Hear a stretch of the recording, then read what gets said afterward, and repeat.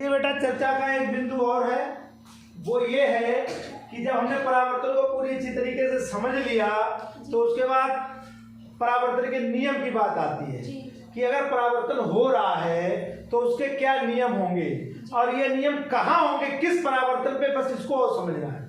परावर्तन तो हर जगह होता है। कैसे? मैं यहाँ खड़ा हूँ, कोई लाइट नहीं हो रही है, फिर भी आप मुझे क्यों देख रहे हो? क्योंकि बिना लाइट के हम आपको नहीं देख सकते, आप मुझे नहीं देख सकते। अब यहाँ लाइट हो भी नहीं रही है, ना बल्ब जल रहा है ना लाइट जल रही है, फिर भी हम आपको, आप मुझे देख रहे हैं। क्यों? क्योंकि यहाँ प्रकाश आ रहा है। यहाँ किस वजह से आ रहा है? यहाँ कुछ नहीं जल रहा है, कहाँ से आ रहा है? प्रकाश कहाँ से आ रहा है? बाहर का प्रकाश कैसे आ रहा है? क्योंकि सूर्य का जो प्रकाश है वो सतहों पे गिर रहा है, पदार्थों पे गिर रहा है। तो कुछ पदार्थ चिकने होंगे, कुछ खुरदुरे होंगे, कुछ कैसे होंगे। तो यहाँ जो प्रकाश आ रहा है वो बाहर के जो पदार्थ हैं उनके ऊपर जो रोशनी पड़ रही है चारों तरफ से, वहां से वो इसी विधि से टकरा के कमरे में आ रहा है। टकरा के नहीं, क्लियर हो रहा? नहीं हो रहा? देखो, आप देख रहे हो? आप दिख रहा है? नहीं। क्यों? क्योंकि जो परावर्तन था वो हमने किवाड़ों से बंद कर दिया। अब क्या किया? वो परावर्तित प्रकाश अंदर आ रहा है। तो आप देखेंगे कि टाइलें देखो कितनी चमक रही, वहां से आ रहा है, फील्ड से आ रहा है। आपको गुरुजी फील्ड से कैसे आ रहा है? हाँ, परावर्तन हर सतह से होगा, परावर्तन हर सतह से होगा, लेकिन अंतर है कि जो परावर्तन इस सतह से होगा, किस सतह से? चिकनी सतह से। अब चिकना टाइल भी हो सकता है, चिकनी हमारी शीशा भी हो सकता है, चिकनी थाली बर्तन लोग कुछ भी चिकना अगर है तो देखना, चिकना पानी सतह तालाबों भरा और लबलब, देखो ऊपर से कीड़े लपक आती है वापस। तो चिकनी सतह हो तो चिकनी सतह से जो परावर्तन होगा बेटा, जो परावर्तन चिकनी सतह से होगा वो इस विधि से होगा जो पढ़ाई गई। यानी इसका एक नियम है कि कितने कोण पे जाएगा उतने कोण पे बात समझो। ये जो परावर्तन पढ़ाई इसके नियम है कि जितने कोण पे प्रकाश जाएगा उतने कोण पे, जितना आई होगा उतना ही आर होगा। तो ये जो नियम कायदे कानून है ये किस परावर्तन पे लागू होते हैं? इस वाले पे जहां चिकनी सतह हो। अब इस परावर्तन को कहते हैं नियमित परावर्तन, रेगुलर रिफ्लेक्शन, नियमित परावर्तन। Very good.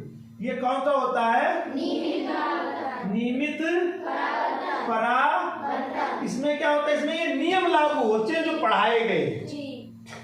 कैसे? कि अगर इधर से किरण आएगी तो इधर जाएगी, अगर एक आएगी एक जाएंगी, दो आएंगी फिर ऐसे ही दो जाएंगी, तीन आएंगी तो ऐसे ही तीन जाएंगी। मतलब वो अपने नियम से आएंगी, अगर ऐसे आ रही है फिर ऐसे ही वो जाएगी। लेकिन जो खुरदुरी सतह से होता है, खुरदुरी पत्थर है और ईंट है, मिट्टी है, परावर्तन तो उनसे भी हो रहा है लेकिन वो नियमित नहीं है। अब यही शीशा धूप में रखो जाके और अंदर फोकस बनाना, ऐसी रोशनी आएगी बिल्कुल बहुत तेज, ऐसी आएगी। लेकिन इस समय कैसी आ रही है? इस समय कैसी आ रही है? ऐसी आ रही है? नहीं आ रही है लेकिन उतनी दमदार नहीं। इसका मतलब दमदार वाला नहीं हो रहा है, परावर्तन नियमित नहीं हो रहा। हो तो रहा है अंदाज जा रही, मतलब टकराई और फिर कहीं चली गई। आएंगे तो नियम से आएंगी तो अपने हिसाब से, लेकिन जाएंगी अंदाज जाएंगी, जिधर जब मन करेगा उधर चली जाएगी। तो ये नियमित परावर्तन नहीं होता, इसे कहते हैं अनियमित परावर्तन। क्या कहेंगे? हाँ। तो कमरे में रोशनी किस परावर्तन से आ रही? दोनों से। हो सकता है टाइल से भी हो रहा हो सकता है खुरदुरी। टाइल कर रही होगी नियमित, इसलिए ज्यादा आ रही। पहले यहाँ टाइलें नहीं होती थी, कमरे में इतनी रोशनी नहीं आती थी, टाइल से आ रही है। और टाइल के ऊपर अगर कपड़ा को डाल दो फिर रोशनी कम हो जाएगी, क्योंकि ये नियमित परावर्तन कर रही, चिकनी है। और मिट्टी और आगे पेड़ पौधे कैसा कर रहे हैं? तो अनियमित। तो इस वजह से कमरे में रोशनी आ रही है, परावर्तन की वजह से, जबकि सूरज की रोशनी बाहर है और हम अंदर देख रहे हैं। ठीक क्लियर हुआ बेटा? तो हम बात कर रहे हैं नियमित परावर्तन की, और नियमित परावर्तन के अपने नियम होते हैं। वो कितने नियम है? दो। खांसी किसे आ रही? जिसे आ रही बाहर जाए। नियमित परावर्तन के अपने नियम है, तो नियम प्रमुख है। पहला नियम बताओ, किसे पता है पहला नियम? हाँ शीतल। सर पहला नियम आवर्ती कोण जितना होगा उसके बराबर परावर्तन कोण ही होगा। पहला नियम कहता है कि जितना आपतन कोण आपाती कोण होगा जी। उतना ही परावर्तित कोण होगा। बस रटना नहीं है, समझना है। आपाती कोण कब बनता है? जब आपाती किरण और अविलंब के बीच में जो कोण बने वो। और परावर्तित कोण कौन सा होता है? जब परावर्तित किरण और अविलंब के बीच में बने। तो ये कोण इस कोण के हमेशा बराबर होगा। आपाती कोण हमेशा परावर्तित कोण के बराबर होगा या परावर्तन कोण के बराबर होगा। कोण आई इक्वल टू कोण आर, ये लिखा हुआ है पहला नियम। कब? जब नियमित परावर्तन हो। दूसरा नियम सर, दूसरा नियम आपाती किरण और परावर्तित किरण और अविलंब तीनों एक तल में होंगे।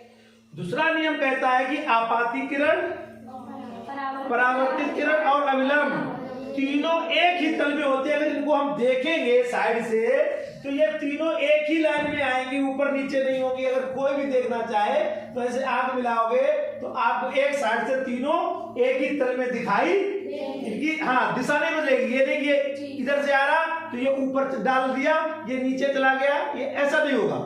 जिधर से आएंगे तीनों एक ही तल में आएंगे, एक ही तल में। ठीक है, एक ही तल में होंगे तीनों। क्या क्या? आपाती किरण, परावर्तित किरण और अविलंब तीनों एक ही तल में स्थित होते हैं, एक ही तल में। ठीक, क्लियर हो गया? क्यों? क्योंकि ये समझना बहुत मुश्किल हो जाता है। तल का क्या मतलब होता है? यहाँ आपको तल दिख रहा है, क्या आपको तल दिख रहा है? बोर्ड पे तो बनता ही है तल पे, भाई वो तो बॉडी है, तो मजबूरी है कि यही से ये बनाएंगे तो इसका तल तो एक हो ही जाएगा। लेकिन प्रयोग में हमने आपको दिखा दिया कि वास्तव में तल एक ही है, एक ही तल है। तो इस प्रकरण को इस विधि से समझने के बाद मैं उम्मीद कर रहा हूं भविष्य में आगे कि आप उसको भूलेंगे नहीं कि परावर्तन क्या होता है, कैसे होता है, क्यों होता है, कब होता है, क्या नियम है, कितने प्रकार का है। ये सारी चीजें आपकी समझ में आ जानी चाहिए। क्योंकि अगर इसी पे रुके रहेंगे फिर आगे नहीं बढ़ पाएंगे। अभी प्रकाश में बहुत कुछ पढ़ना है, बहुत कुछ। तो आज हम परावर्तन की चर्चा को यहीं पे विराम देंगे, यहीं रोक देंगे। और आपसे उम्मीद कर रहे हैं कि जो भी परावर्तन के बारे में समझा, परावर्तन क्या है, कैसे होता है, परावर्तन में क्या क्या होता है, आपको अच्छी तरीके से समझ में आएगा। एक बार और देख लेते हैं। प्रकाश किरण किसी चिकनी सतह से टकराए, टकराने के बाद पुनः वापस चली जाए, इस घटना को प्रकाश का। अगर प्रकाश लंबवत किसी सतह से टकराए, चिकनी सतह से, तो वो उसी मार्ग से वापस भी चला परावर्तन तो होगा, लेकिन वो उसी मार्ग से किरण आने वाली जाने वाली, यानी आपाती किरण और परावर्तित किरण का मार्ग एक ही हो जाएगा। तो परावर्तन आपको दिखाई नहीं देगा कि हाँ हुआ। ठीक, होता है लेकिन दिखाई नहीं देगा। ठीक, तीसरा आगे कि सतह चिकनी है तो नियमित परावर्तन होगा, सतह चिकनी नहीं है तो नियमित परावर्तन होगा। तो उसके अपने नियम है। क्या? कि नियमित परावर्तन में जो आपाती किरण और अविलंब के बीच में कोण बनता है, और उसके बाद जो परावर्तित किरण और अविलंब के बीच दोनों कोण बराबर, दोनों कोणों का नाम है, इसे कहते हैं आपाती कोण, इसे कहते हैं परावर्तित कोण। यानी ये इसका आपतन कोण और परावर्तन कोण ये भी कहते हैं। तो आपतन कोण हमेशा किसके बराबर होगा? ये नियम है। दूसरा, आपाती किरण, परावर्तित किरण और अविलंब तीनों एक ही तल में स्थित होते हैं। ठीक बेटा?